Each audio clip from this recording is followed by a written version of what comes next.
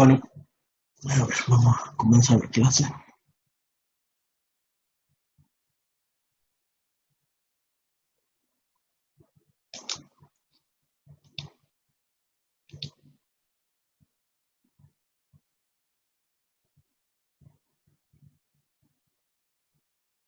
En el caso, no las he leído, Nahuel. A ver,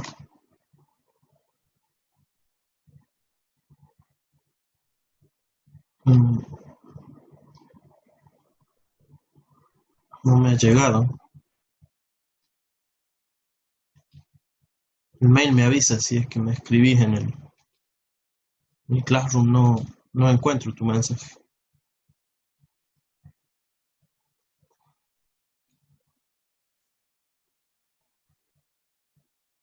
Ajá, bueno.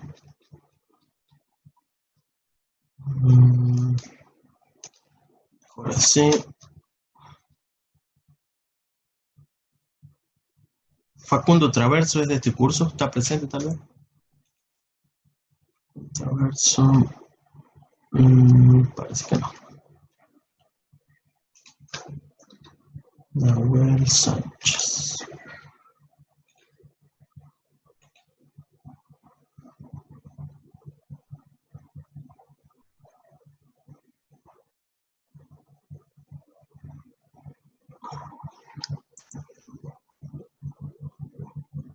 Bueno, después lo voy a leer con detenimiento y te respondo. Por lo pronto, ¿qué es? Déjame ver. 4. Dice, error cálculo coseno de phi vacío y cc. En ambos casos no divide la potencia por 3. Con eso estás chao. Ejercicio 2, ok. Estás chao. Ya no importa el lado. ¿Sí? Pero después lo vemos particularmente. Bien, vamos a entonces a... decíamos tema nuevo. Hemos avanzado esos temas. Ahora los vamos a ir viendo particularmente. ¿Sí? Acá. Bueno, tenía yo un apunte que ya les había subido, pero se los he cambiado. Yo tenía una fotocopia. Este libro está disponible en la biblioteca, ¿sí? El libro se llama Problemas resueltos de máquinas eléctricas, ¿sí? Problemas resueltos de máquinas eléctricas. Entonces, se los he publicado ya hace tiempo en realidad, pero lo he cambiado recientemente en este fin de semana, porque yo le había sacado una copia del capítulo que estoy usando de referencia. En su momento le había sacado unas fotos y ese era el PDF que había subido. Era de muy mala calidad, porque quedaban muy distorsionados y había muchas fórmulas que no se veían bien. Los gráficos también se veían bastante feos. Entonces he tomado la fotocopia y me he puesto a escanearla y la mejoré un poquito ahí en recortes, cosas así para que se la vea mejor. Se los he subido donde está, aquí está. Y tiene OCR hecho, con lo cual les permite a ustedes hacer búsquedas sobre el PDF si les hace falta, ¿sí? Con ello, eh, con ello van a poder usarlo de referencia un poco más cómodamente, ¿sí? Tiene OCR hecho, tiene mejor calidad y está disponible ahí, lo he cambiado, ¿sí? Había un viejo capítulo 3, bueno, lo he cambiado por este, el mismo. Lo vamos a usar de referencia más que nada, ¿por qué? Porque este libro, Problemas resueltos de máquinas eléctricas, de unos españoles, está muy lindo, hace siempre un rápido y compacto resumen de la parte teórica. Como ustedes saben, de cualquier resumen, básicamente es una colección de fórmulas con los casos de aplicación básicos, muy similares a los resúmenes que a veces hace uno a mano. Eh, Luego de ello, presento una buena cantidad de problemas. Después, si tienen ustedes oportunidad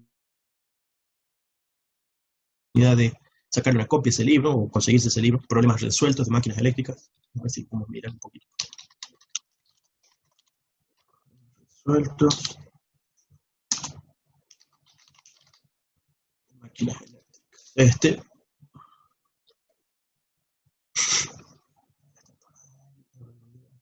Este.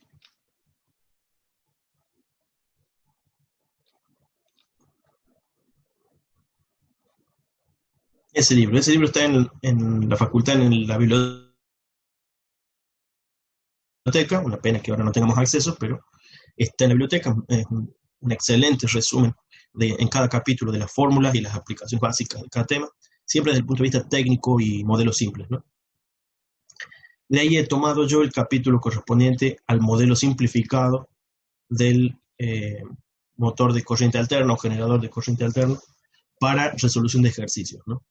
No es el que estamos estudiando para el modelo completo. El modelo completo, recuerden que es un tema teórico que es necesario en nuestra materia, es más propio de electrónica y por lo tanto el ingeniero Maximiliano no se los da. Lo estoy dando yo paso a paso, hemos visto un par de videos en las clases anteriores y alguna explicación. Después vamos a ver el modelo concreto, escrito analíticamente en dos formatos por lo menos. Ustedes elegirán el que más les guste. Yo he elaborado uno de ellos para que sea compacto y que no tenga pérdida de información, la versión vectorial. La versión original de la que lo estoy tomando es un apunte de Werner Leonard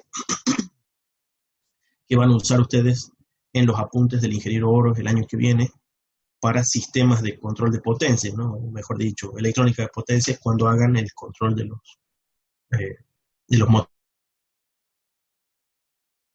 de corriente alterna, ¿no? Por lo pronto, en este problema resuelto de máquinas eléctricas, el capítulo 3, esta solo está mostrado así parcialmente, fíjense que están, ¿sí? Nunca he conseguido el PDF, es decir, pirata no está, y yo lo he pirateado un poco, evidentemente, al sacarle una copia y pasarles a ustedes este PDF, ¿sí? Hay unas notas por ahí que dejo yo. Me parece que esto fue un error, al menos no nos es útil esa fórmula con la P ahí, pero bueno, ya vamos a ir viendo entonces. Vamos a utilizarla, pueden ustedes bajarlo para más comodidad y ver el PDF directamente si acaso se ve con distorsión o lo que quieran en esta transmisión, ¿no? Les recomiendo entonces mi resumen. Me gusta todavía más compacto que lo que está aquí para facilidad. Yo tengo unos resúmenes hechos a mano que no ocupan mucho, pero bueno, no creo que lo vaya a escanear eso. En todo caso, lo vamos a emplear en clase para rápidamente manejar el tema, ¿sí? Yo parto de las ecuaciones principales siempre y aplico los casos de los cuales deduzco las ecuaciones faltantes. Acá el libro, como es un libro práctico, directamente muestra cada una de las fórmulas ya desarrolladas.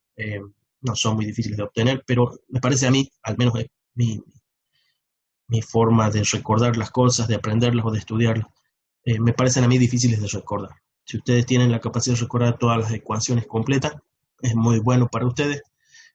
Yo no, así que generalmente parto de las básicas y deduzco las complementarias, ¿no? No en todos los casos, hay obviamente algunas que conviene recordar. Bien, entonces acá tenemos, fíjense ustedes, ¿alguna pregunta, algún detalle antes de que comience el tema?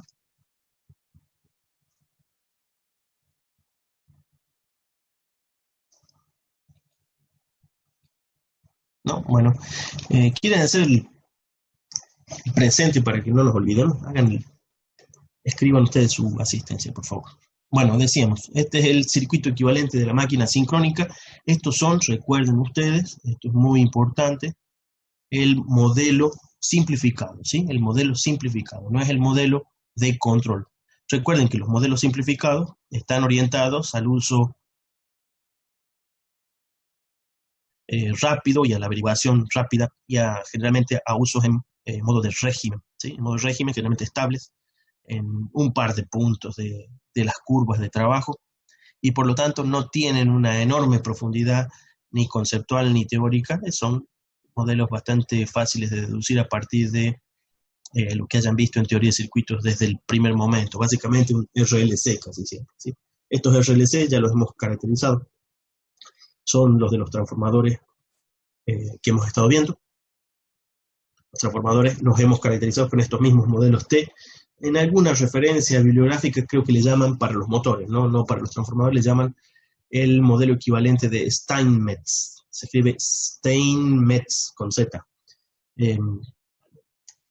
No importa recordar mucho los apellidos, pero digo, por ahí se van a encontrar con una referencia de ese estilo y uno por ahí dice, ¿y quién diablos es este Steinmetz? Bueno, él quiso uno de estos modelos T que se utiliza mucho para el cálculo rápido del punto de trabajo del motor, ¿no? Casi siempre en situación estable, ¿no? Casi siempre en situación de régimen. Muy raro que estén contemplados en situaciones de arranque, en la curva de crecimiento, en los picos, o sea, no determina todos los puntos de trabajo, no determina todos los puntos de trabajo. Entonces, como les decía, no dejen de poner su presente mientras avanzamos con este modelo. Este modelo tiene nuestra clásica forma de transformador, mírenlo ahí, y eso es un transformador. Tenemos, muy importante desde el punto de vista conceptual, resistencia del bobinado, en este caso se le llaman del estator, han usado la E del castellano. Es muy común que aparezca la S de estator de la palabra inglesa que corresponde a la latina. Es muy común usar la S. Bueno, acá usan la E.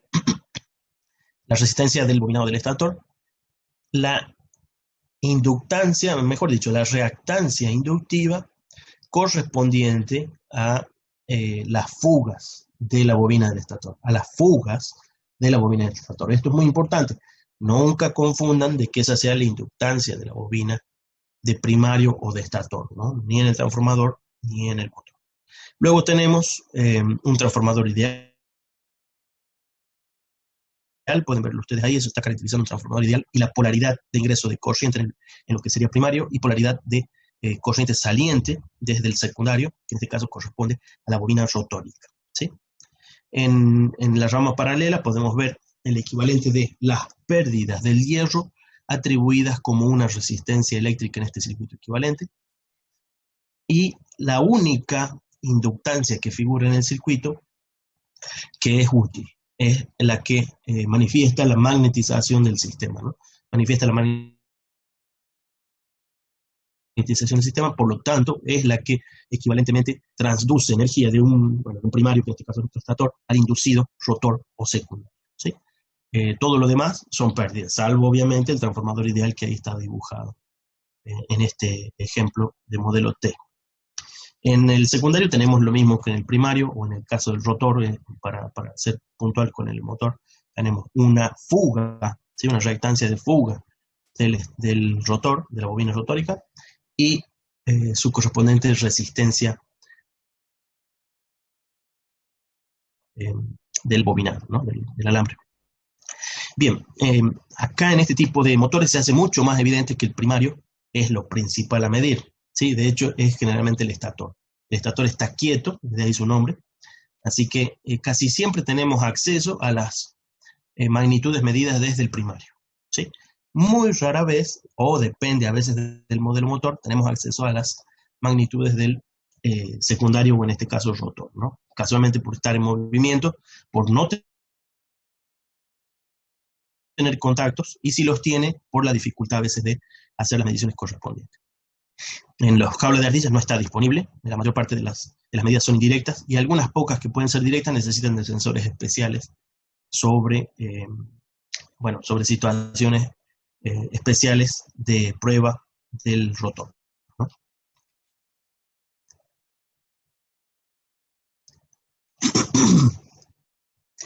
Bien, en cuanto a terminología decimos sub-R es de rotor, sub-E en este es de estator, sub-H por hierro, sub-mu por magnetización, y estos dos que son el transformador ideal. Aquí, ¿qué tenemos? Bueno, la tensión de alimentación, ¿sí? En la tensión de alimentación, así como está escrita aquí, sería una de fase, hay que verlo, depende del modelo equivalente que estamos utilizando. La corriente aquí también sería una de fase. Recuerden que este modelo es un modelo monofásico, es decir, de una fase, de un motor que generalmente es trifásico o superior. Podría ser hexafásico, podría ser dodecafásico, no es común de encontrarse, pero hay aplicaciones en las cuales podría tratarse no menos que un hexafásico, si presenta esa configuración de bobinas. Sí, es muy típico en nuestra industria que encontremos trifásicos, ¿sí? Entonces, este modelo monofásico de un motor trifásico. Veamos otras pautas del trabajo. Bueno, aquí se utiliza la N como velocidad motor. Yo en mis resúmenes generalmente le pongo un subíndice para distinguir la n motor de la n del rotor. N como la velocidad de giro del eje motor, ¿sí? N sub m, yo he puesto m, como digo, son aclaratorias, no hace falta que ustedes las utilicen, pero cuanto más claro que esté, mejor, así uno las puede distinguir de otra velocidad que aparece, que es la velocidad de rotor. Entonces a veces algunos se confunden, yo de hecho me he confundido también algunas veces al principio de estudiar este tipo de cosas, especialmente por la notación. Velocidad de rotor contra velocidad de el eje rotor, ¿sí? A la que he llamado, por alguna referencia de otros libros, velocidad del motor o eje motor, ¿sí? Entonces, ¿a qué velocidad gira el motor? Bien, esa es la velocidad n que figura en esta notación de este apunte. F, también sin subíndice, es la que corresponde a la frecuencia de alimentación, ¿sí? No es muy regular los subíndices, así que pueden ustedes usar subíndices para aclararlo. Ahí la F solita es la frecuencia de alimentación del sistema, ¿sí? De lo que está alimentando al estator. P, guarda con la P, depende del libro que utilicen, puede ser número de polos o número de pares de polos, ¿sí? Número de pares de polos. Guarda con eso, en este libro se estila usar esa P para pares de polos, ¿sí? Entonces cuando ustedes dicen, tenemos un motor de 2 polos, P vale 1. En este P vale 1. Guarda con ello, ¿eh? No, es bastante fácil confundirse si utilizan otras referencias.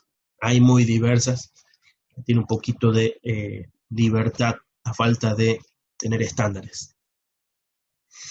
Bueno, aquí se define la frecuencia rotor. La frecuencia rotor. La frecuencia rotor es la frecuencia del campo magnético del rotor, lo que no es lo mismo que un equivalente de la velocidad de giro del eje rotor, ¿sí? Entonces, yo por eso la llamé en este N de motor, es decir, del eje motor, contra FR, que es la frecuencia correspondiente a la FEN inducida como campo magnético en el rotor, ¿sí? En las bobinas del rotor, ¿sí? En particular, la P ahí no haría falta porque está incluida, no lo hace el libro este, no lo menciona,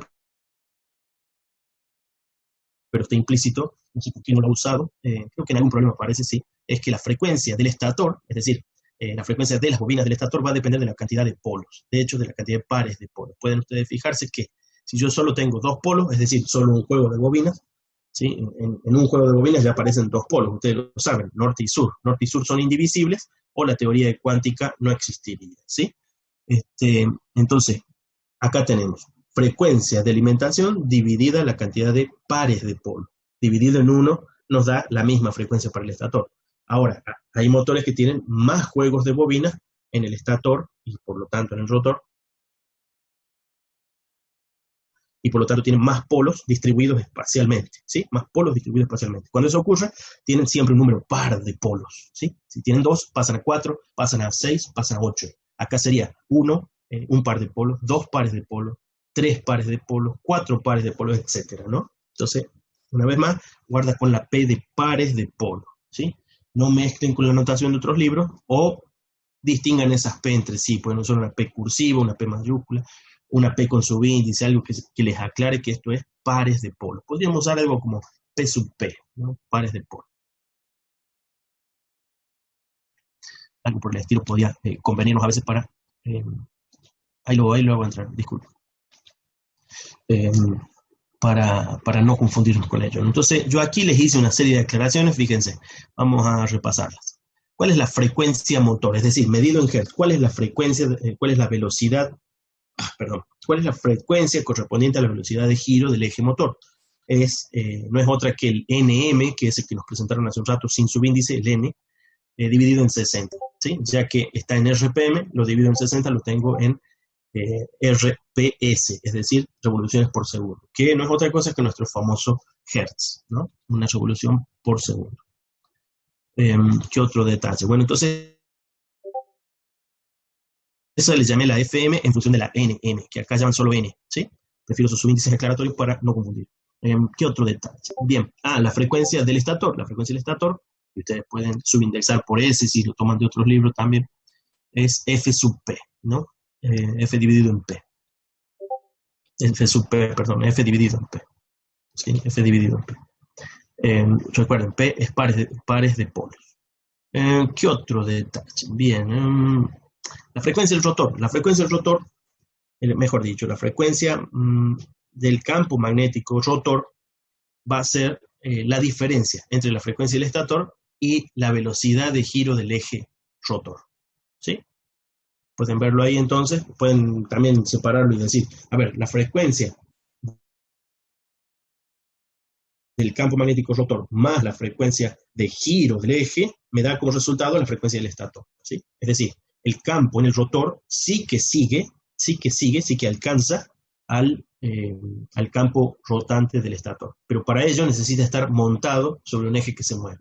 Entonces el eje que se mueve más el campo que se genera en el rotor y que también es rotante, eso sí que alcanzan al campo del estator, ¿sí? Eso lo pueden ver de esa ecuación. En todo caso, necesitan ustedes ver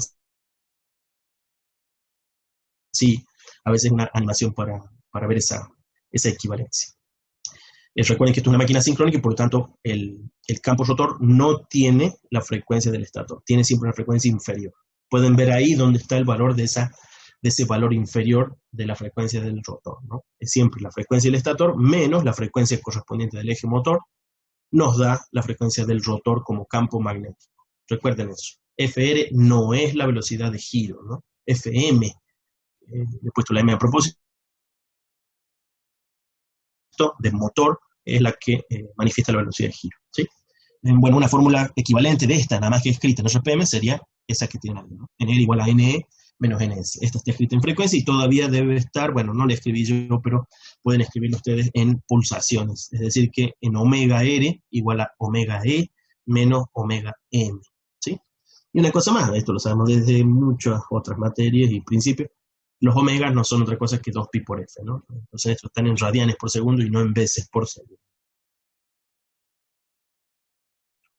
Bien, eso para comenzar. Vamos al resto. Bien, aquí se pone un poquito más laborioso. Se define un tal deslizamiento. Hay una definición de deslizamiento que yo he preferido para comprender y es la relación de la velocidad del campo rotor a la velocidad del campo del estator, ¿sí? Que es esa la que puse ahí en lápiz al costado de la definición tradicional del deslizamiento, ¿sí? Esa, no sé, yo la prefiero porque es más fácil, me parece a mí, que de recordarla, incluso de comprenderla. ¿Qué es el deslizamiento? Bueno, es la proporción en que la velocidad del campo magnético del rotor es inferior a la velocidad del estator. Bien, ahí la tenemos definida. Por las equivalencias anteriores podemos ver que el deslizamiento también se puede definir como NE menos N sobre NE. Es decir, es una razón en función de la velocidad del campo del estator, ¿sí? Este deslizamiento es fundamental porque se utiliza en todas las ecuaciones del cálculo de los motores de corriente alterna en el modelo simplificado. ¿Alguna pregunta hasta acá?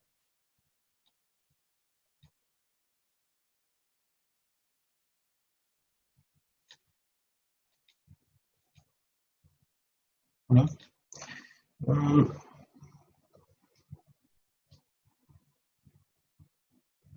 Bien, ahí tenemos entonces unas primeras ecuaciones, ustedes las pueden reconocer. Una de ellas es la ley de Faraday-Lenz para la generación de fuerza electromotriz a partir de un flujo variable, ¿sí? A partir de un flujo variable. Ahí tenemos el valor del flujo. ¿Por qué es variable en este caso? Porque hay una frecuencia del campo, ¿no? El campo, la frecuencia del campo es la que hace que este campo, por más de que esté fijo respecto de los conductores, sería variable, ¿no? Entonces tenemos una frecuencia rotor por el flujo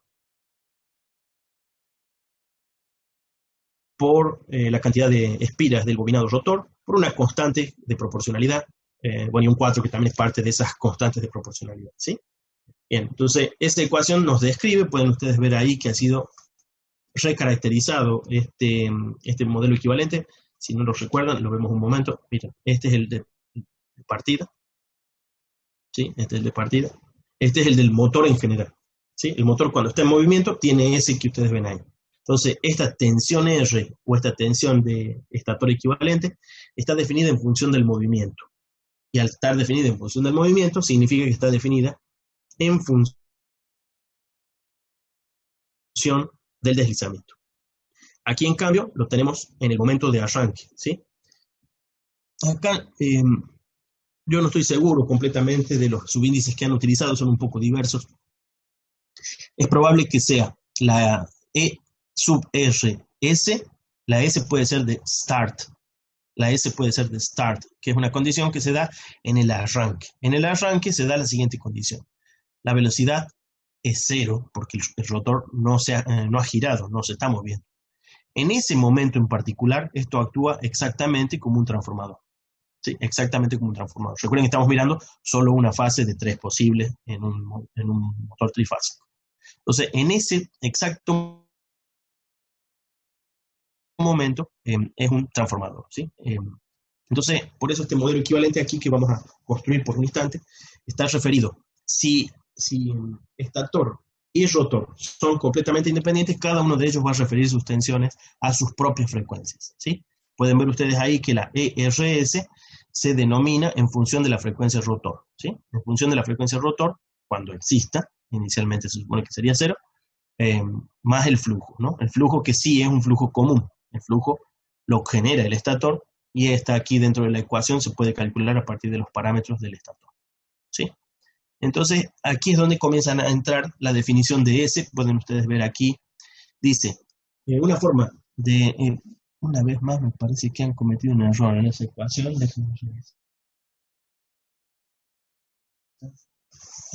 Creo que tenía que ser F estator.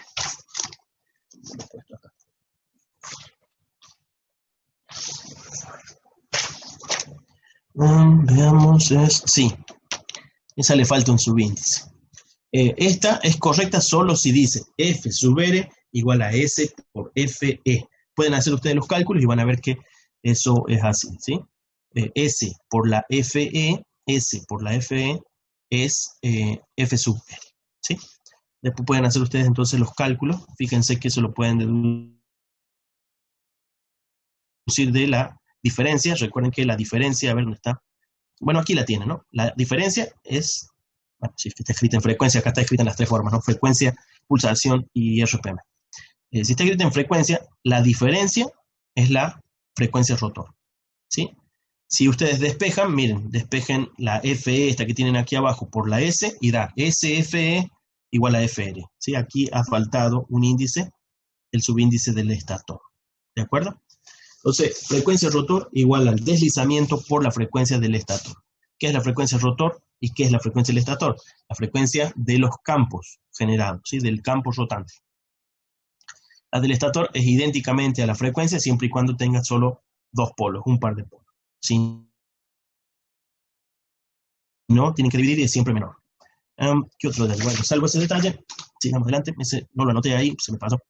Entonces, si ustedes multiplican a la ER por la S, ¿sí? Siendo la ER definida no en función de la frecuencia rotor, sino en función de la frecuencia del estator, que es la única existente para cuando el sistema está quieto, entonces van a ver que son equivalentes, ¿sí? Son equivalentes. Es decir, la ERS está referida a un marco móvil del rotor, mientras que la la E sub R que figura del otro lado de la ecuación, está referida solamente al estator, solamente con los coeficientes del estator, ¿sí? Lo están refiriendo al estator, en cambio en la primera está referida al rotor, ¿sí? Bueno, para más detalles conceptuales van a tener que leer un poco más en un libro como El Fraile Mora, ¿sí? De todos modos, aquí entonces establecemos esta equivalencia y se dice, esta ecuación es lo mismo que la que corresponde a la tensión medida desde el marco del estator para el rotor, multiplicada por deslizamiento, ¿sí? Pueden esperar un poco un día para ver que son equivalentes. Lo mismo se hace para el caso de la inductancia, ¿sí? XRS, se la traduce al marco del estator gracias a la S, al deslizamiento, ¿sí? La llevamos a referirla a la frecuencia del estator y no a la frecuencia del rotor, ¿sí? Así, básicamente la estamos multiplicando por el deslizamiento para encontrar esa ecuación. Si ustedes la multiplican y descomponen el deslizamiento, van a encontrar la ecuación correspondiente, ¿sí? Claro, la única que es una frecuencia de giro, y eso sería el punto, por eso que no tenga subíndice es un poco engorroso, Abigail, mira, la N esta, la usa así el autor o los autores de este libro, tal vez por facilidad, porque aparece mucho y no quieren escribir subíndice, qué sé yo. Y porque en algunos libros se la toma así. Pero si queremos tener un poquito de precisión, yo he utilizado la notación ahí de algunos otros libros en el que se llama n-motor. ¿Sí? N-motor significaría la velocidad de giro del eje motor, mecánica. Esa es una velocidad mecánica. ¿Sí? La n es una velocidad mecánica, esa n es una velocidad mecánica. Yo la subindexé con la m para aclararme, al menos desde el tipo de libros que he estado leyendo antes, es que ese es el eje motor, de ahí la m. ¿Sí? Esa es una velocidad mecánica. Ahora, ¿cómo podemos conocer esa velocidad mecánica? Generalmente por medición. ¿Tiene relación con el resto de las frecuencias que podemos medir en el sistema motor? Sí, lo hay.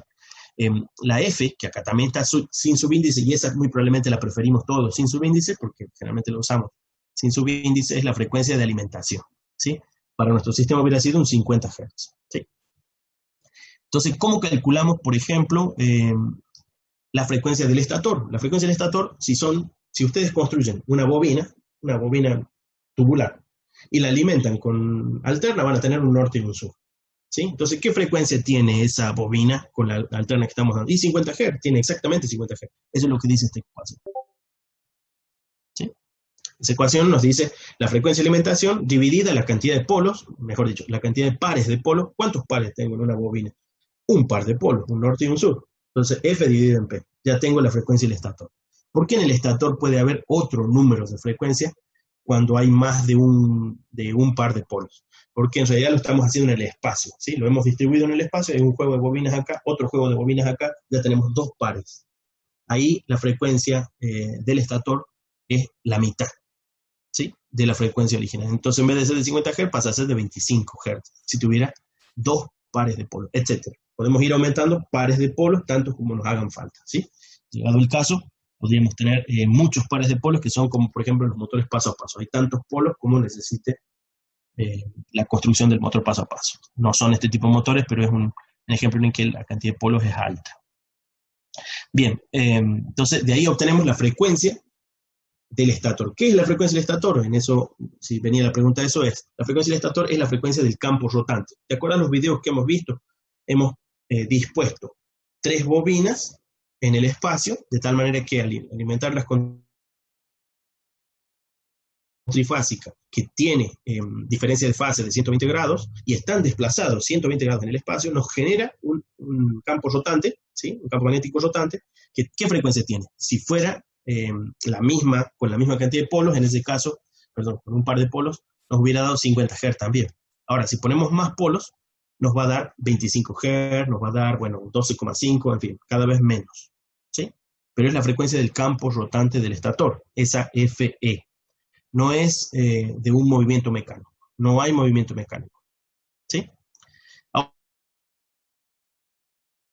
Ahora, si nuestro rotor está siendo inducido, ¿sí? Nuestro rotor, que es otra bobina más metida al medio de este campo rotante, y no solo está siendo inducido, sino que además intenta seguirlo, pero cuando lo intenta seguir nunca lo alcanza. Eso genera dos nuevos valores de frecuencia. Uno es la propia velocidad de giro del eje motor, y la otra es la frecuencia del campo rotor. ¿Sí? Y esas son entonces la F sub R, que el libro la usa así, F sub R, y la tal N, que era la velocidad mecánica. Las dos pueden expresarse o en pulsación, o en frecuencia, o en RPM. ¿Sí? Y es mejor, las tres pueden expresarse de la misma manera. Fíjate, acá tenemos NR en función de NE y NS. Acá tenemos acá me parece que yo he cometido un error, ¿no? Ahí he puesto mal un símbolo, he puesto NS, NM. Disculpen ahí, corrijan ustedes si pueden, ¿sí? Fíjense que esta misma ecuación, bueno, intenté copiarla y evidentemente cometí un error. Es la NM, ¿no? Entonces, la frecuencia del rotor, la frecuencia del campo magnético del rotor, es la frecuencia del estator menos la velocidad del giro motor, ¿sí? Básicamente le está persiguiendo. Entonces hay un campo en el rotor que se induce a cierta frecuencia tal que iguala junto con la velocidad la del estator. ¿Sí? Es una especie de persecución. ¿Sí? El rotor persigue al estator, al campo del estator. Sí lo alcanza, siempre y cuando contemplen ustedes la frecuencia de avance del campo rotante del rotor más la velocidad de giro. ¿Sí? Obviamente aquí no hay velocidades relativistas, así que no hay necesidad de corregirlas, ¿no? Es simplemente una diferencia en velocidad, ¿sí? Evidentemente esas velocidades están ocurriendo en el espacio. Hay un campo rotor del estator, hay un campo rotor hay un campo rotante del rotor, y todavía hay un movimiento mecánico uno respecto del otro. Así que son, sí, verdaderamente tres velocidades. Una mecánica, dos del campo magnético. Están relacionadas, las ecuaciones son esas. Corríjanlo, disculpen por el error que cometí yo. Acá hay un error del libro, puede ser un error tipográfico, no creo que sea un error conceptual. Después pueden verlo ustedes en los desarrollos que se ha utilizado de manera correcta. Es S por FE, la frecuencia del estator. Pueden deducirlo de todos modos de las ecuaciones básicas que el libro posee, no necesariamente las mías son deducciones mías. Pero digo, para que ustedes verifiquen, pueden verificarlo con las ecuaciones propias del propio libro, ¿no? De hecho, acá es donde se contradice que tenemos esa P ahí, esa P no la encontré más en ningún otro uso. Ese sí que es probable un error introducido en la impresión. Bien, lo que teníamos aquí entonces es que el ERS y el XRS están referidos al propio marco del rotor cuando está girando. Entonces está referido a su frecuencia. ¿Lo ven ahí? Está referido a la frecuencia del rotor. Cuando lo queremos expresar a esa frecuencia del rotor en función de la frecuencia del estator, ¿qué hacemos? Bueno, reemplacen FR por su equivalente. Básicamente, mírenlo, es fácil. Esa ecuación que está mal escrita, FR igual a S por FE, la reemplazamos ahí. ¿Qué hay que reemplazar? Hay que poner, a ver, FR sería yo la de... claro, ahí está, S por FE. Reemplazan S por FE, ¿y qué hemos encontrado? Es la tensión del bobinado rotor o secundario respecto de la frecuencia del estator. ¿Sí? Pueden escribirlo para más claridad, van a ver que es exactamente eso. Eso es S por la tensión R. ¿Sí? Equivalentemente, bueno, hay una equivalencia para la inductancia de fuga del rotor respecto de la frecuencia del estator.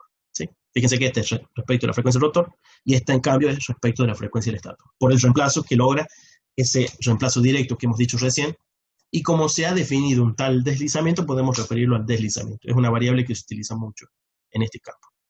¿Sí? ¿Alguna pregunta ahí? Más allá de los pases matemáticos.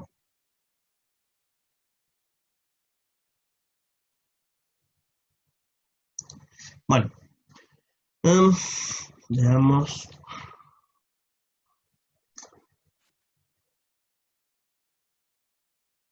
Bien, ahora vienen las bonitas ecuaciones. Miren ustedes a ver, sería, no diría que es mejor mirar el otro circuito. De todos modos, mirando tachen la S y es el otro circuito, ¿sí? Fíjense este otro, ve que XR, ER, ¿sí? Todo lo demás es idéntico. XR y ER, ¿no?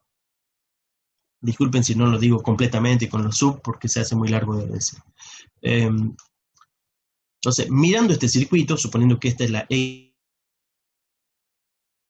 XR y esta es la ER, ¿sí? Obtengan el valor, fíjense que está puenteado, está cerrado aquí, ¿sí? Está cortocircuitado, eso supone que es un jalo de ardilla, o en los contactos girantes, los contactos rozantes del eje motor, que tienen los contactos de la bobina rotor, deben ustedes cortocircuitar, ¿sí? Para los motores que sí tienen contactos exteriores y bobina construida con alambre, tienen contactos en el exterior, deben cortocircuitarlo, ¿sí? Además, si no cortocircuitan, no habría corrientes en el rotor y por lo tanto no habría efecto motor. Bien, entonces, ¿cuál es el valor de esta corriente? Bueno, puesto en función de la tensión, sería SER, ¿sí? SER, que no es otra que la ERS, disculpen ustedes los trabalenguas, dividido el Z de esa impedancia, ¿no? ¿Cuál es el Z de esa impedancia? Bueno, ahí lo tienen en magnitud allá abajo.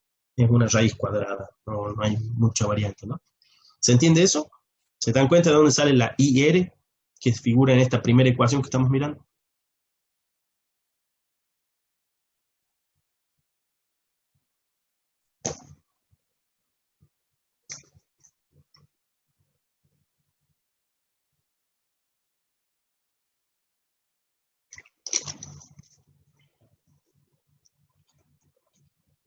¿Sí? Bueno.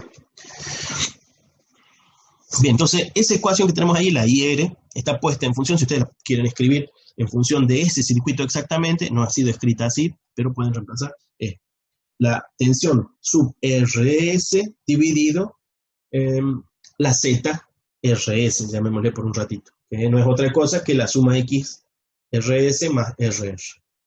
¿Sí? Ahí está puesta en magnitud, por eso tenemos la raíz cuadrada y la elevación de cuadrado. Luego, ¿qué hacemos? Reemplazamos en función de la frecuencia del estator, es decir, que multiplicamos por S, esa es la parte fácil. Multiplicamos por S y es lo mismo que haberla reemplazado por la frecuencia del estator, no es más que eso. S por esas tensiones, S por esa inductancia de fuga, ya nos da la referida a la frecuencia del estator. ¿Sí? Bueno, déjenme ver, aquí venía un truco matemático.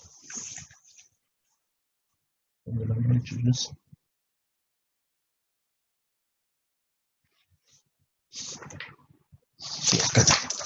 Bien, fíjense entonces, la S que tenemos arriba ha sido pasada para abajo, ha sido pasada para abajo. Por lo tanto, se simplifica en la inductancia y queda dividiendo a la resistencia rotor.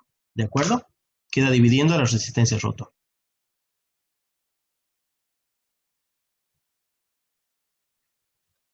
Por la misma razón, fíjate que la inductancia de fuga se puede calcular en función de la propia frecuencia del campo magnético del rotor.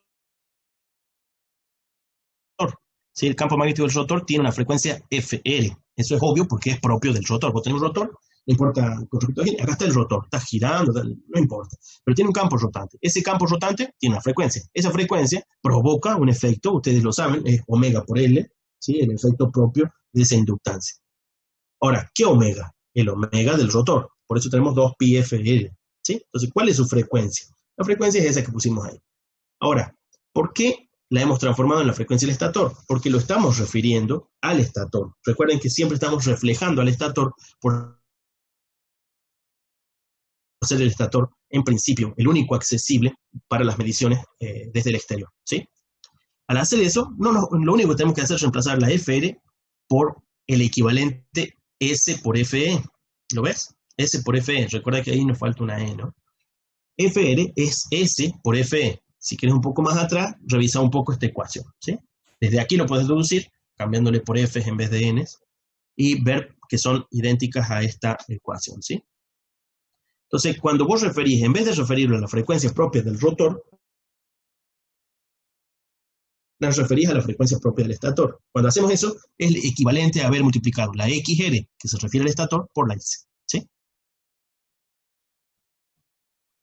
No hay problema, es lo que tratamos de dejar en claro. Si no, uno evidentemente, ¿qué hace? Memoriza las ecuaciones, no las comprende y ese es el peor paso que podemos cometer, ¿sí? El no comprenderlas es lo que muchas veces por, bueno, mecanizar nada más y ponernos a resolver, no comprendemos lo que estamos haciendo. Lo que importa en este punto, y eso es lo más importante en esta materia y en cualquier otra, es comprender. Si ustedes comprenden, es bastante probable que, a pesar de los errores, ustedes los descubran, así como los podemos descubrir en estos libros, que son muy buenos, pero no quiere decir que no cuenten con errores, o mejor aún, descubrir los propios errores que están cometiendo ustedes en sus cálculos, ¿no? Tiene que haber coherencia en las unidades, tiene que haber una secuencia lógica que ustedes pueden descubrir si ustedes están comprendiendo lo que están haciendo. Entonces, en ese punto es el que estamos tratando de hacer énfasis, ¿no? Esto no me importa a mí que sea un práctico, es muy importante. Esto no puede estar desligado de la comprensión de los conceptos teóricos fundamentales. Entonces, eso es lo que estamos tratando de aprovecharnos para que ustedes son libres de decidir cómo estudiar. Pero, sin duda, mi sugerencia es, si ustedes comprenden los aspectos fundamentales del funcionamiento, no hace falta recordar una enormidad de fórmulas, solo las básicas. Y muchas veces esas básicas son de cosas previas. Así que eso puede ahorrarles una buena sesión de andar memorizando cosas que no se entienden, ¿no? Eso sería lo que estoy pretendiendo que les sirva. Si no les sirve, bueno, no queda otra, memoricen todo lo que hay para resolver un ejercicio, ¿no? Fíjense entonces, esta S de aquí, recuerden, ¿qué es esto? ERS. ¿Qué es esto? XRS. Las hemos reemplazado con las S porque las queremos referir a la frecuencia del estator, o lo que es, lo hemos referido todo al estator. La reflexión por M, como en los transformadores, y el deslizamiento, es decir, el movimiento lo queremos referir directamente a la frecuencia del estator, que es deducible a partir de la alimentación. Bien, entonces cuando esta S la pasan para abajo, ustedes pueden ver que nos va a quedar la RR sobre S. ¿sí? Si ustedes hacen esta elevación de cuadrado, bueno, yo no la he hecho así, la he hecho al revés, me parece. Claro, he hecho, sí, este truco, a ver si se lo puedo escribir.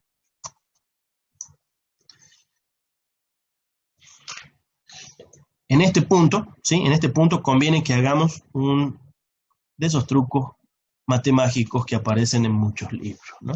Y son propios de, ¿se acuerdan? No sé, aplicada 1, montones de materias en las que hacemos aproximaciones. Bueno, acá también, y muchas. Debe ser con este. Hacemos esto. Eso sobre ese, fíjense, de ahí partimos, ¿no? Eso es lo que tenemos en el cuadrado. ¿Qué tal si le sumo y le resto RR? Bueno, no hay cambios, ¿no es cierto? No hay cambios, ¿no?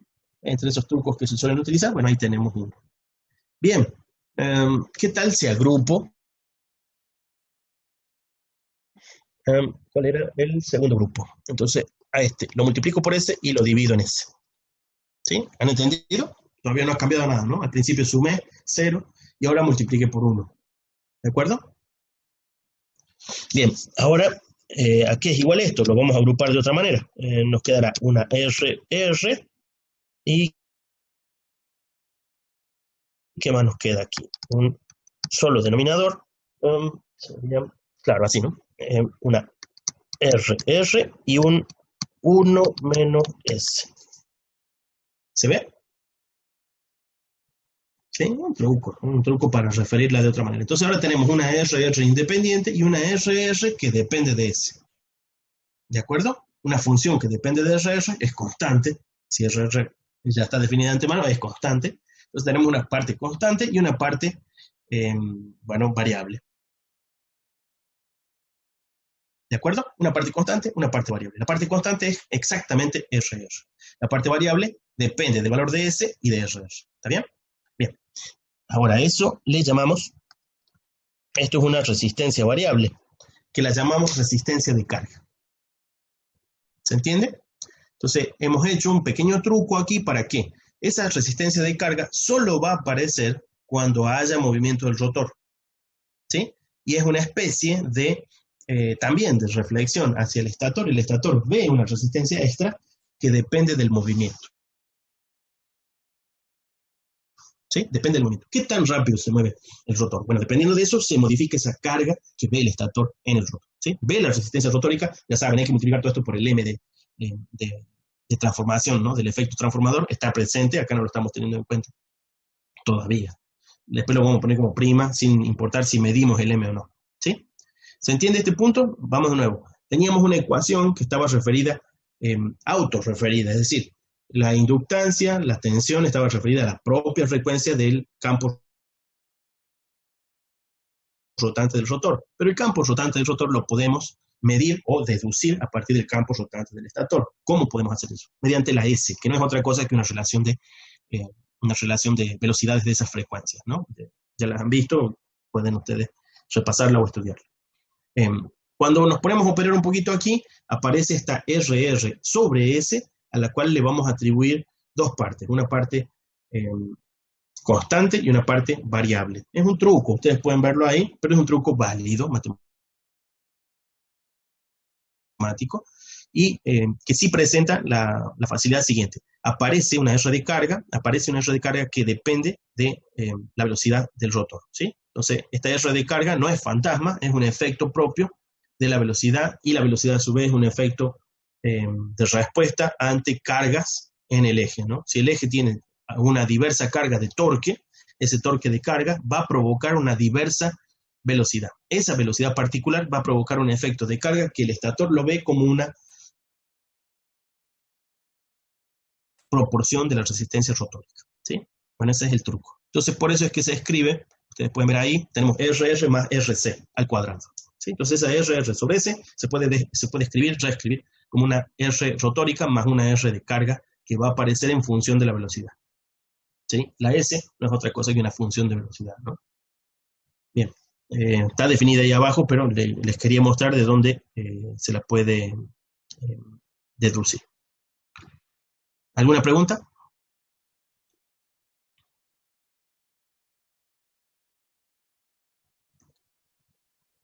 Bien, entonces si hay cosas que recordar, es bastante probable que sea esta resistencia, ¿sí? ¿Cómo se calcula la resistencia de carga? Es siempre la resistencia rotórica, por otra forma de escribir esa sería, déjenme ver, 1 sobre S menos 1.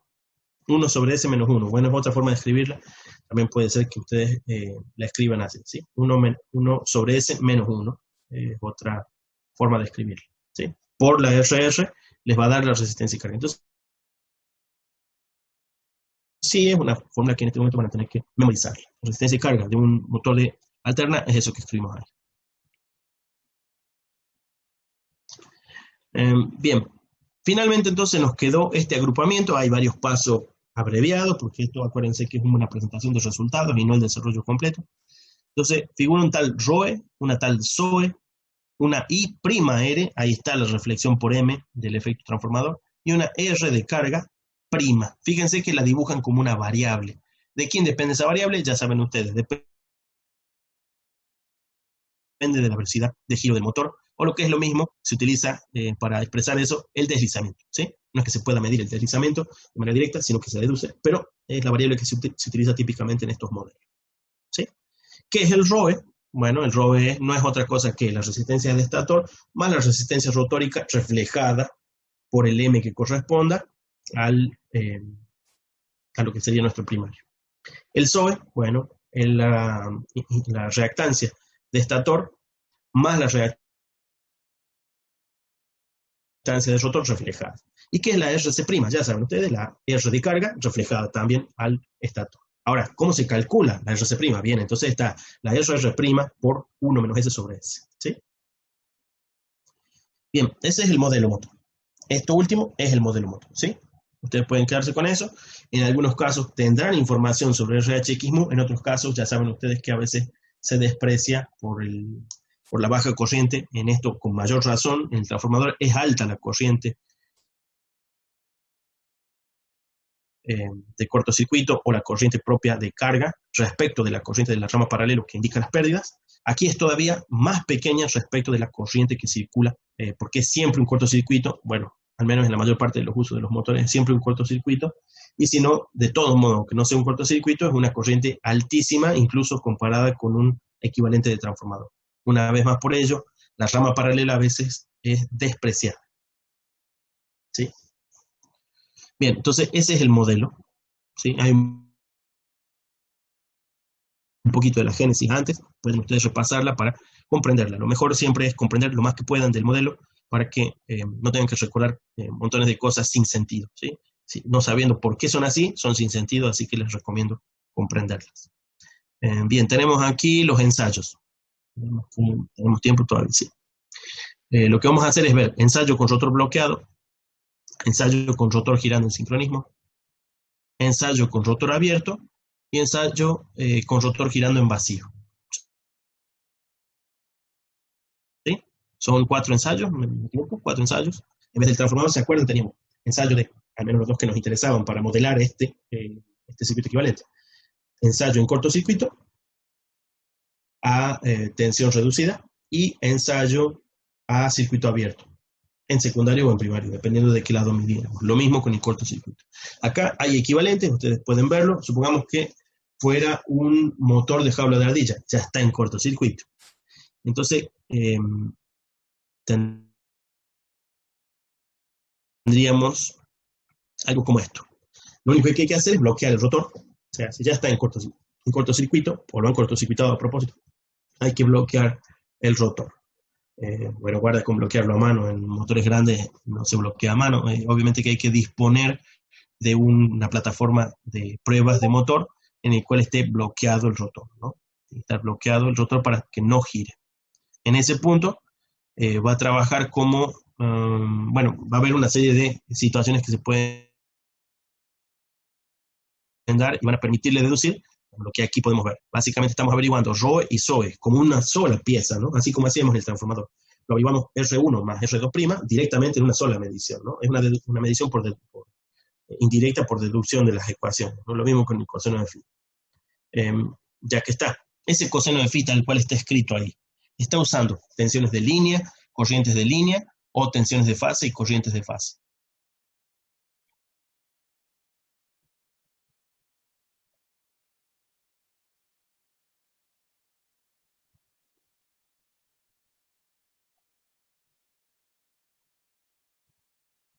La que está impresa, ¿no? No mi fórmula.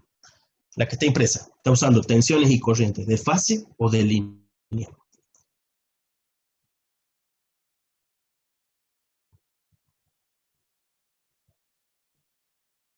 Las tres M's, ¿qué significa? Bueno, eso es algo que se tienen que entrenar, ¿sí? Tienen que entrenarse. Es muy importante, por un lado, comprenderlo, por otro lado, sin duda hay que memorizarlo. Pero no es suficiente con memorizarlo, es mejor comprenderlo, ¿sí? Yo se los he explicado un par de veces, es una manera de verlo, no es la única, y es, ¿por qué tenemos un factor raíz de 3? ¿Por qué un raíz de 3? ¿Sí? Eh, básicamente, Básicamente porque si ustedes miran cómo están haciendo las mediciones, la medición no está expuesta aquí, aquí no ha sido puesto el circuito de medición, pero ustedes lo tenían en el ejemplo, no recuerdo, pónganle que era eh, de los ejemplos del transformador, el 323, el 325, no recuerdo, estaba un bonito circuito de medición de primario y secundario. En todos los casos del trifásico, estaban midiendo tensión de línea y corriente de línea, ¿sí? Medían sí o sí tensión de línea, corriente de línea y una cosa más, potencia activa de todo el sistema. Potencia activa de todo el sistema. Entonces, en todas las mediciones, incluyendo a los motores, se hacen esas tres mediciones básicas, que son muy fáciles de hacer con 2 batímetros, 1 voltímetro y 1 amperímetro. Y es la conexión que siempre se presenta en sistemas trifásicos. No quiere decir que no se pueda medir de otra manera, pero una medición clásica, ya que una medición clásica y fácil de hacer y técnica que aparece mucho, es que casi todo está referido a tensiones de línea, corrientes de línea, ¿sí? Ahora, ahora todavía nos queda ver si el sistema conectado tiene triángulo o tiene estrella. Pero sin importar si tiene estrella o triángulo, yo lo tapo, no miro si el sistema es estrella o triángulo, y yo ya sé que las mediciones por la conexión son corrientes y tensiones de línea, ¿sí? Y ese es el punto importante. Las mediciones son tensiones y corrientes de línea. Las mediciones de tipo clásico, uno conecta los aparatos en una forma tal que siempre mide tensión y corriente de línea, sin importar que está midiendo el sistema, si está midiendo un triángulo o una estrella, no importa. Después se van a fijar ustedes si es una estrella o un triángulo y van ahora a decirme si la tensión de línea es además tensión de fase o tienen que corregirlo. Si la corriente de línea es además corriente de fase o corregirlo, dependiendo de que sea un triángulo o una estrella, ¿sí? No lo he dicho en el orden que corresponde, me refiero a que hay que hacer que corresponda según lo que contenga ya en el sistema. Ahora, mirando el sistema como si fuera una caja abierta. Si vamos a ver con caja abierta, ¿sí? Un diagrama de caja blanca, ¿sí? No de caja negra. Entonces ahora sí, mira, había un triángulo. Bueno, ahora, ¿qué tensión tiene cada bobina de un triángulo? La misma tensión que la de línea, porque está entre dos fases. Está conectada entre dos fases, ¿sí? En cambio, las corrientes, ahora miremos el nodo de la corriente. El nodo de la corriente está uniendo dos bobinas. El nodo de la corriente está uniendo dos bobinas. Entonces la corriente tiene que ser, uno tranquilamente hubiera querido decir, y el doble. Si tiene dos bobinas sumadas, suma 1 más 1 son 2. Bueno, no es 2, es un poquito menos que 2. Es 1,7 y algo. Esa es la raíz de 3. ¿Sí? 1,7 y algo. Esa es la raíz de 3. ¿Sí? Hay otras razones por las que el 3 es el importante, pero no importa. Lo que nos interesa aquí es tener un rápido concepto de por qué no es justo 2, porque están desfasados. Porque están desfasados. La proporción en la que están desfasados es lo que corresponde a 1/3 de un círculo. Ese es el 3. ¿Sí? Por eso es que no es un 2. ¿Sí? Me refiero a que no es justo el doble que lo que suman dos bobinas. Y en la tensión lo mismo. Ahora miremos una estrella. Si yo tengo una fase y otra fase y hay dos bobinas de por medio, ¿cuánto tiene cada bobina? Fácil, debe tener la mitad. No tiene la mitad, tiene un factor 1,7 de ese valor. ¿Sí? No tiene la mitad, ¿por qué? Porque los picos no están alineados en 180 grados uno respecto del otro. Si no, tendría la mitad, cada bobina. Ahora, como no están alineados en 180 grados, sino están desplazados en 120 grados, es decir, 1/3 del círculo, es un raíz de 3 el valor de esa tensión. ¿Sí? Entonces, para resumir, ese coseno phi que tiene un raíz de 3, definitivamente, sin importar si tiene índices o no esto, es evidente que ese UCC y ese ICC son de línea. ¿De acuerdo? Si hay un raíz de 3, UCC e ICC son de línea. ¿Sí? Son de línea. Ahora, si acaso tuviéramos las mediciones correspondientes a una estrella en particular, en la cual conocemos la tensión de fase, que ya ven ustedes que es un raíz de 3 de una tensión de línea, sería la fórmula del lazo. ¿Sí? Pero ¿qué pasa si fuera un triángulo y no una estrella? Ah, bien, la tensión de fase, perdón, la tensión sería ahora de nuevo la tensión de línea, mientras que la corriente deberíamos corregirla por la corriente de fase con un raíz de 3. ¿Sí? Ya no sería la ICC que puse ahí. ¿Sí? Entonces esa ecuación así tal cual describí yo al lado es con una tensión de fase y una corriente que es de línea, pero que coincide con la de fase en una estrella. En el triángulo ocurre lo contrario, hay un trastocamiento. Son idénticas sin importar a cuál de las dos trastoquen, porque a una de las dos tiene un raíz de 3. No puede haber dos raíces de 3. ¿Sí? No puede haber dos raíces de 3. Y si ustedes simplifican las raíces de 3 con el 3, de nuevo vuelven al principio. Tienen un raíz de 3 por tensiones y corrientes de línea. ¿Sí? Practiquen un poco eso si lo tienen confuso. Todos nos hemos confundido con ese tipo de cosas en un buen tiempo, así que no hay otra que practicarlo. ¿Sí? A fin de cuentas, este ensayo con rotor bloqueado es bloqueando físicamente el rotor para que no gire y alimentando el estator. En ese sentido, desaparece, ya pueden ustedes deducirlo, desaparece RC porque RC depende de la velocidad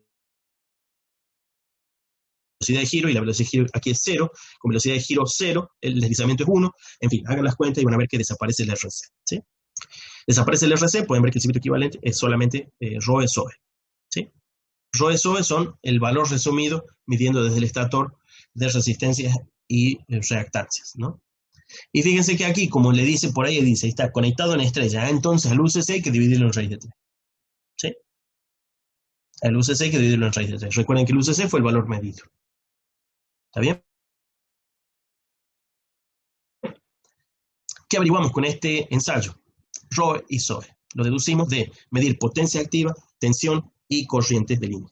¿Sí? De esta situación de prueba. Tiene que estar rotor en corto y bloqueado para el movimiento. Logramos deducir ρ y SOE. Excelente, porque ya tenemos casi todo el modelo. ¿Qué nos está faltando? Nos está faltando, por ejemplo, RH y mu-H. XMU, perdón. RH y XMU se pueden deducir del siguiente ensayo. Rotor girando en sincronismo. Este ensayo no es fácil porque mecánicamente hay que unir el eje de este motor con un motor sincrónico que gire mecánicamente a la velocidad de la frecuencia del campo rotante del estator. ¿Sí? Si fueran 50 Hz, por tener dos polos, debería estar girando a 50 Hz equivalente el motor que mueve el eje. ¿Sí? Entonces estamos logrando que el rotor siga completamente a la misma velocidad de giro mecánico respecto de la frecuencia del estator. En ese caso lo tenemos el rotor girando en sincronismo. Si está en sincronismo, nunca corta líneas de fuerza y por lo tanto no se inducen tensiones y no circulan corrientes en el rotor. Aquí tienen las ecuaciones correspondientes. Bueno, siempre hay una reactancia, una potencia reactiva. Fíjense, tenemos medida la activa, la tensión de línea y la corriente de línea. Por eso un raíz de 3. ¿Sí? Esto dice que fue hecho en estrella. Bueno, entonces, para la estrella habrá que reducir la tensión en el correspondiente raíz de 3 y averiguar, bueno, a partir del coseno de phi, el valor que corresponde. Aquí tenemos el RH, aquí tenemos el XMU. ¿Sí? Acá el XMU lo han hecho por el seno, o lo que es equivalente a la potencia reactiva. El circuito equivalente, en principio, es este. ¿Sí? ¿Por qué es ese? Porque ρ y SOE desaparecen por no haber inducción. ¿Sí? Bien, ensayo con rotor abierto. ¿Sí? Ahora, ni lo bloquean, ni lo cortocircuitan. Si en una jaula de arilla no se puede, ¿no? La jaula de arilla ya es un corto. Entonces, necesitamos este ensayo. No se puede hacer para todos los motores, solo para aquellos con anillos rozantes accesibles en el eje para las bobinas del rotor. Bien, en este caso dejamos abierto el circuito, por lo tanto, a pesar de que haya tensiones inducidas, no hay circulación de corriente. Como no hay circulación de corriente, no hay campo en el rotor propio, solo hay el campo generado por el estator, y entonces funciona ¿cómo? Funciona como un transformador. ¿Sí? Funciona como un transformador. Hay un campo rotante que a fin de cuentas hace las veces de campo variable, simplemente un campo variable respecto de las bobinas del rotor. El rotor no tiene un efecto de giro por no tener corrientes propias que generen un campo que responda. Y entonces, ¿qué podemos hacer con esta situación de prueba? Deducir el M. Deducir el M. O sea que el M en los jaulas de ardilla no es posible deducirlo así. ¿De acuerdo? Otro ensayo. con rotor girando en vacío. Creo que este es el último, ¿no? Sí. Con motor girando en vacío es una situación típica. Prenden el motor y arranca el eje y le da hasta donde puede. Bien, esa situación nos permite, no me acuerdo, deducir una vez más, RHXMU ¿para quién? Para los motores de jaula de ardilla. ¿Sí? Esta situación es la propia que nos permite deducir los motores de jaula de ardilla en la rama paralela. ¿Está bien? Bueno, ese sería el resumen de ensayos que nos permiten, recuerden ustedes, es como el transformador. ¿Qué hacíamos en el transformador? Teníamos un gran transformador ahí presente, recuerden que estamos pensando en los transformadores propios de distribución y no en los transformadorcitos que a veces usamos en nuestros circuitos electrónicos. ¿Cómo caracterizamos ese transformador? Le hacemos dos ensayos. Hicimos dos ensayos, ya tenemos el modelo T de ese transformador y con él nos manejamos para muchos cálculos de potencia, de pérdidas y cosas por el estilo. Bien, ¿cómo hacemos con los motores de corriente alterna? Similar a lo que hicimos con los motores, con los transformadores, a lo sumo hay un ensayo extra posible dependiendo del tipo de motor. Una vez más, deducimos rama paralela y rama conjunta ROE-SOE, ¿sí? La rama serie. Hecho eso, tenemos, bueno, una larga perorata de potencias. Hay muchas potencias, bueno, en este caso va a convenir después que se pongan a resolver en los ejercicios. No todas ellas van a aparecer, varias de ellas van a ser despreciadas o no tenidas en cuenta por falta de información, ¿sí? Hay algunas muy importantes, acá pueden ver cuál es. Algunas de estas son muy importantes, muy fáciles de deducir. Después van a tener que trabajarlas un poco para darse cuenta, ¿sí? La PJR, la PR y algunas otras se las puede deducir y entre ellas tienen relación. Básicamente, ¿qué es? Tenemos una potencia mecánica disponible en el rotor, guarda con los subíndices, la verdad es que no me han gustado mucho los subíndices que usa porque son un poco confusos, hay mucha R, y entonces uno no sabe a qué se está refiriendo. Por ejemplo, PTR, PJR, PR, bien, en fin, hay que tratar de recordarlo, o poner un mejor subíndice, pueden ustedes escribir algo. Yo de hecho creo que a una le escribí potencia útil directamente, me parece, por ahí. Esta P sola, sin subíndice, es potencia útil, potencia aprovechable, transferida mecánicamente al eje motor mediante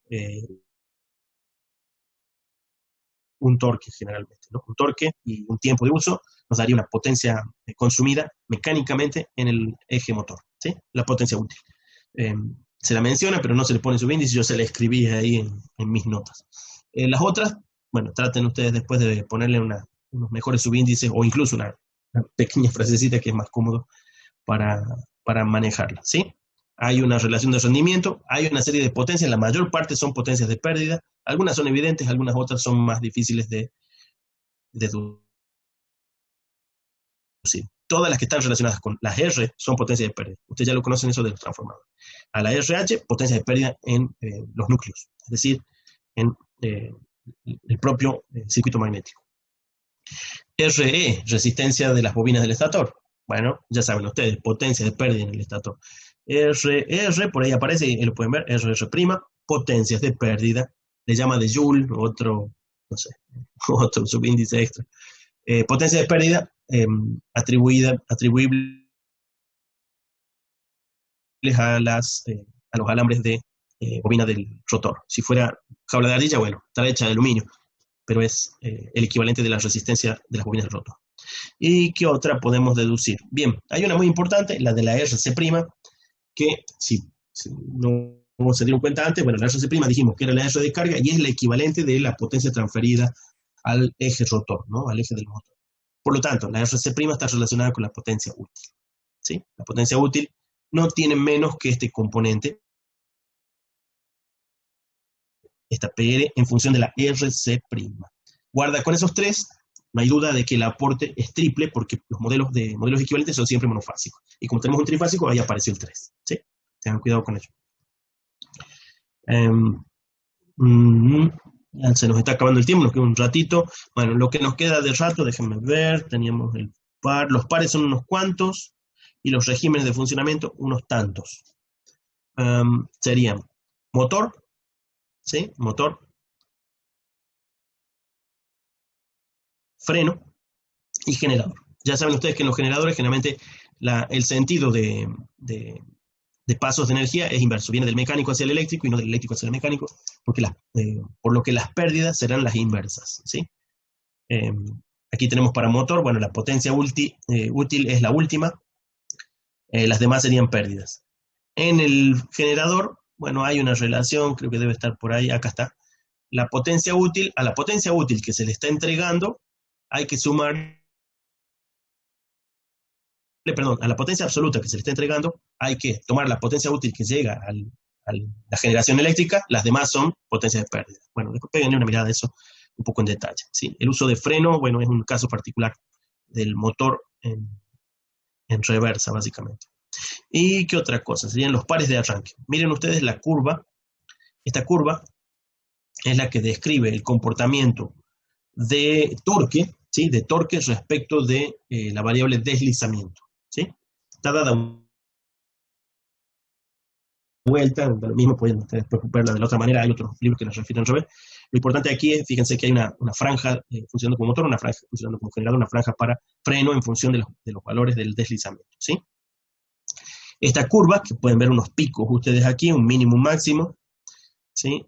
Se puede, ya saben ustedes, diferenciar, y si la diferencia van a encontrar el par máximo, ¿sí? Acá está implícita esa diferenciación, pero la pueden encontrar ustedes haciendo la derivada primera y encontrando el valor para el cual se anula. Aquí tienen el valor de torque máximo, perdón, el valor de S para torque máximo, el valor de S para torque máximo. Pueden ver que el deslizamiento cumple en ese punto un valor que se puede deducir a partir de los valores medidos, ¿sí?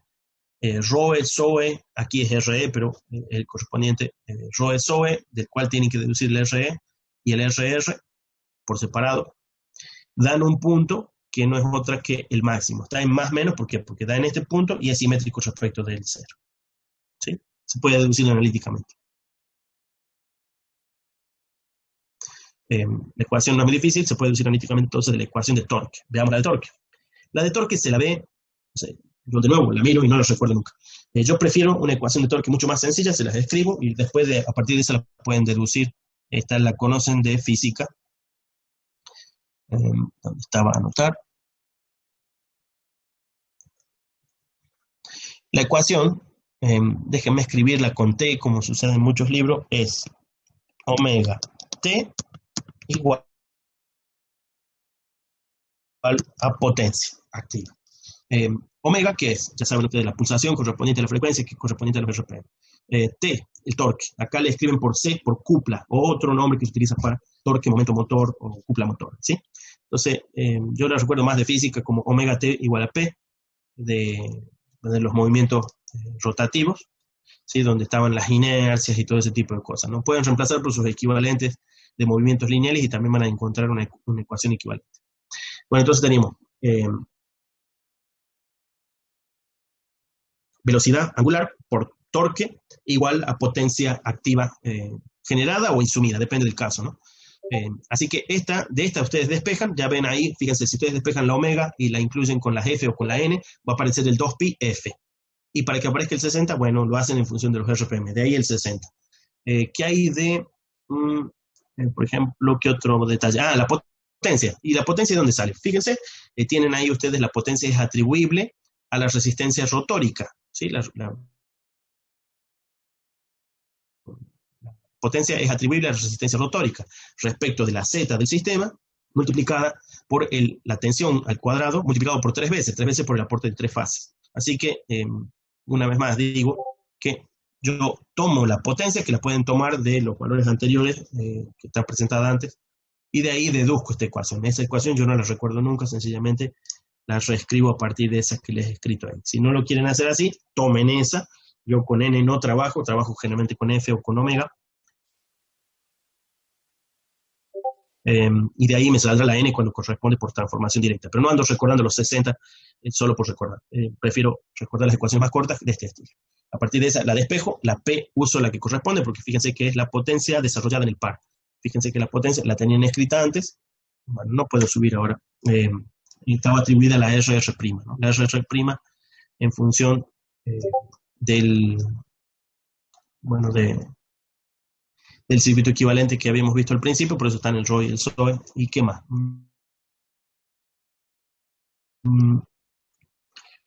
Pucha. Par máximo. De esa ecuación que tomamos escrita, bueno, ya la borré yo, de esa ecuación que tomamos escrita, o esta, deben ustedes incorporar la S. Al incorporar la S y derivarla eh, respecto de la S, bueno, pueden ustedes encontrar esta. También esta es fácil de recordar porque es corta, pero también se la puede deducir. Esta otra, ¿qué es? Es el torque máximo, no es otra que reemplazar esto en el torque, ¿sí? Reemplazar este valor en el torque. Bueno, no hay más. Creo que no hay más, que tenemos arranques. Bueno, arranques es una aproximación suficiente. Es una situación que se da suponiendo una serie de condiciones. Está dicha la condición. Arranque directo. Una vez más, el arranque directo, ¿cuándo se da? Cuando no tiene movimiento, por lo tanto no hay S, o mejor dicho, el S es 1, no hay giro, y ustedes pueden deducir esta corriente de las ecuaciones de corriente que ya tenían. ¿Qué hay del par? Lo mismo, el par se da para cierto momento en la cual se da una situación tal que la S es 1. Pueden reemplazarla en las otras. Esta es la situación de arranque. Arranque por inserción de impedancia estática. Bueno, ni que decir que es por agregarle resistencia. En algún problema está contemplado. Ni siquiera hace falta recordar la ecuación. Arranque mediante autotransformador. Bueno, habrá una M de por medio porque hay un autotransformador con un factor M de transformación. Arranque estrella triángulo, y este es uno de los más importantes. El arranque estrella triángulo tiene un factor, está un factor de 3 de reducción en el torque y en la corriente, ¿sí? Arranca con una corriente que es un tercio menor, sería estrella, arranca en estrella y pasa a triángulo, ¿sí? Arranca con una corriente que es un tercio menor, con un torque que es un tercio menor respecto del torque final, que es el de triángulo. Lo mismo con la corriente, ¿sí? Ese factor 3 lo pueden deducir, está hecho ahí, parcialmente se lo puede deducir de ahí. Acá tienen la conexión de estrella triángulo. Lo primero que se hace es encenderlo, perdón, lo primero que se hace es conectar esta estrella y encenderlo. Luego, después de un tiempo, a veces se utiliza un centrífugo, una llave centrífuga que cuando agarra cierta velocidad está calibrado para ello, ¿no? Agarra cierta velocidad, desconecta esto y conecta este otro. Pasan de estrella a triángulo. Otros casos, si hay un PLC de por medio, podría estar hecho por un temporizador, ¿sí? Y si no hubiera un PLC, habrá un temporizador electromecánico en el sistema. Ahí en eléctrica tenían en el laboratorio un montaje de un motor con un temporizador mecánico y ustedes ajustan el valor. Bueno, pues resistencia rotórica, bueno, no es otra que meterle. Esto es posible solamente con motores que no sean jaula de ardillas con anillos rosantes. Le ponemos resistencias de por medio a las bobinas rotóricas y por lo tanto vamos a obtener corrientes menores que a su vez provocan torques menores, en fin, la curva se va corriendo según esta situación. Problemas resueltos. A aprender de los problemas resueltos, lo que siempre conviene tal vez sea ver un poquito algunos hechos y a partir de ese punto practicar por su cuenta el aplicar bueno, el resumen de ecuación. ¿Sí? ¿Alguna pregunta?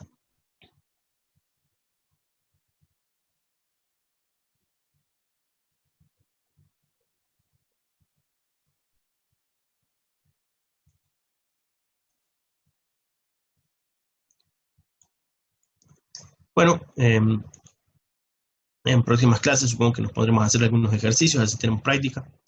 Y obviamente que es recomendable que cuanto antes los agarren, mejor, ¿no? Repásense este apuntecillo. Una vez más, sugiero que varias de esas ecuaciones, aunque complejas de recordar, pueden ustedes optar por recordarlas. Yo algunas opto por deducirlas, no son cortas, no todas las deduzco, sino que recuerdo las principales, deduzco las que se extienden a partir de ellas. No uso mucho yo anotarlo en forma de RPM, para no confundirme y no llenar de 60 y de 2pi por todos lados. A veces me ahorro los 2pi por escribir todo en omega. A partir de los omega, en algún punto de cálculo, evidentemente, se introducen y entonces se calcula finalmente. Pero como dije, en todos los casos es muy importante que ustedes en el parcial utilicen ecuaciones analíticas. Terminada la ecuación analítica, recién hagan los cálculos, porque si ustedes me escriben solo números, es difícil de verificar que esos números coincidan con lo que yo espero que sean las ecuaciones analíticas, y muchas veces no les entiendo y ustedes mismos pueden perderse. De hecho, eso ocurrió mucho en los parciales que ya hemos tomado, y es y también es una manifestación de que ustedes no me escribieron la fórmula que tal vez sí sabían. Ya no puedo deducirla cuando los números son errados. Así que también sirve de verificación, ¿sí? ¿Qué otro detalle? Bueno, nada más, salvo esos puntos que les escribí, que sirven para reducir unas pocas fórmulas que ya están ahí puestas en forma final. Tienen que ponerse a resolver de estos ejercicios. Conviene resolver cuantos más mejor. No más mejor, sino cuanto más coma mejor. Y eso es todo por hoy. En próximas clases también vamos a seguir con el motor de alterna en el modelo complejo, ¿sí? Complejo fasorial o complejo vectorial, que es necesario también que lo evaluemos. ¿Qué otro detalle puede quedar? Bueno, después veo con aquellos que me hayan consultado por su parcial o algún otro detalle de ese estilo, o Abigail, que por ejemplo me consultó por algunos resultados prácticos. No he tenido tiempo de verificarlos, en todo caso después lo podemos ver. No nos ha quedado tiempo en la clase para hacerlo. En cuanto a aquellos que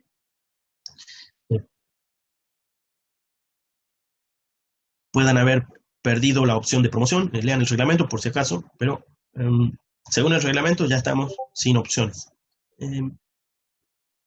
Después podemos ver a ver qué otra cosa podemos hacer, especialmente si hay una medida que pueda aplicar para varios de ustedes. No puedo aplicarla en uno sí y en los demás no, así que eso también hace dificultoso de que yo falte al reglamento, ¿sí?